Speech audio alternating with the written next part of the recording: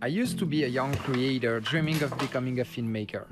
In 2013, with a camera in my hand, I embarked on a journey deep into the world of combat sports.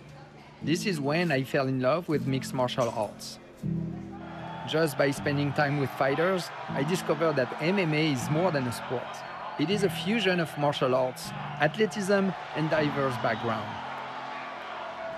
It reflects the dedication and mastery of fighters, showcasing grit, determination, and resilience that athletes exhibit for the show and hope to become champions. But with a growing family, there wasn't any more room for personal projects, and I eventually stopped my documentary. Then I turned 40, and have been flirting with midlife crisis since then. I was questioning who I was and what to do. I wanted to do something big, something meaningful, something that will give me a feeling of accomplishment. So I started to watch footage from my aborted documentary, and that brought back my fascination with combat sports. MMA is real. When you fight, there's no hiding. It's just you as you are. I really wanted to start over, dive again into the world of MMA. Not only did I want another shot at making my film, but I also needed to be part of it. I wanted to connect with fighters by speaking their language. I wanted to put the gloves on, and I wanted to fight. So I started training in my garage, punching the bags like there was no tomorrow.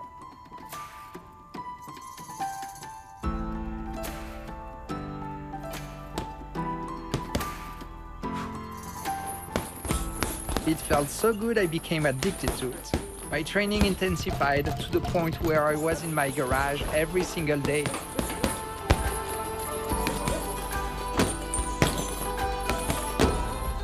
Making this documentary became my priority, and I didn't want to fail this time.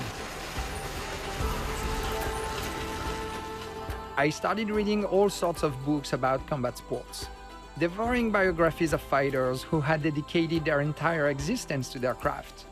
These pages unfolded stories of regular people turned into monsters, who risked it all to face the harsh realities of life in the hope for a brighter future. Mike Tyson said, "Everybody has a plan until they get punched in the face." Well, Mike, getting punched in the face was exactly my plan. This documentary is my quest to discover the essence of combat sports, what is driving fighters through ups and downs so we can learn from their ability to deal with the worst situations.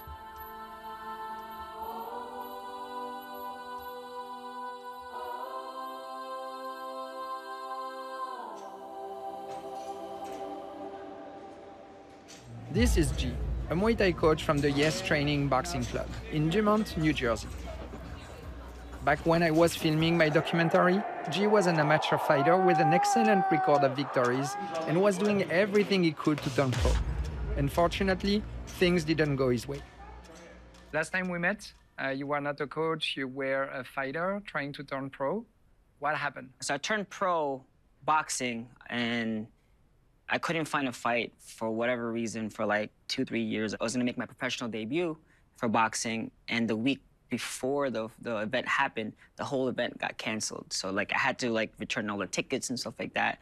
And at that point, I was just, cutting weight, preparing for, for that first boxing fight. When did you know it was time to give up on your dreams to turn pro? It was just very discouraging, and I'm just like, you know what, maybe I don't want to stress about it anymore, because obviously having a fight or trying to get a fight, and then it's very stressful, and then not having it, it's like, what the heck? It brings you down. Yeah, so then I didn't want to go through that stress anymore, so I decided to just focus on something else and not worry about that, and I got into the film fighting, so. Yeah. In boxing, you want to keep everything nice and tight, right? Yeah, in stunt or camera pro, yeah, so you're going, so they got to see all that shoulder movement.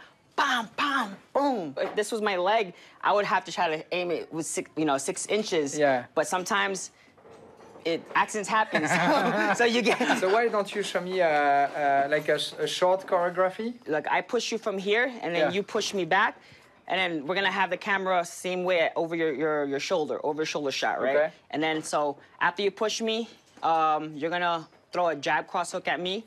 Pop, pop. Did you like the smoothie today? No, I did not like it. What do you mean? Come on. There you go. Don't talk to me like that again. With what you know now, is there anything that you would change if you could? At the end of my amateur career, unfortunately, I hate to say it, like, my coach kind of left me hanging. I literally had to, like, find my own fights at one point. I took control of my own, like, amateur career at the end of it. Like, contacted promoters and got my own fights and stuff like that. So that's something I probably would have changed if I knew better to, like, look on my own for a different gym that actually was competing a lot. So then I would get more experience and more fights and get the proper training for it too. That's probably one thing I would change. But I'm not complaining on how things ended up the way it is now because I love this gym obviously, and I love the way how I met people here and learned from people. And then again, if it wasn't for that too, I wouldn't be as knowledgeable as I am now with everything that I know now if it wasn't for that.